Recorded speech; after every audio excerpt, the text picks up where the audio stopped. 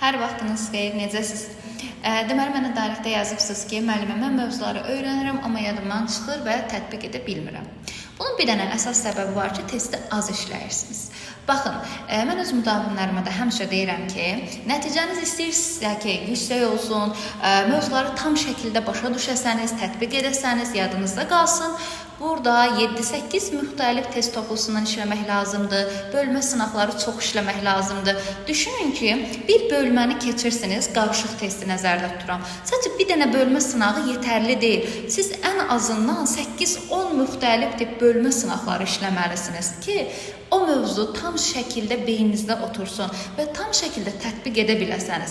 Yəni, əsas səbəb budur ki, testlərin az işlənilməsi. Ona görə də üstünlüyü testlərə verməlisiniz. Çalışmalısınız ki, qeyd etdiyim kimi, xüsusən də MIQ tipli, sertifikasiya tipli sınaqlar işləyəsəniz və bu sınaqların sayı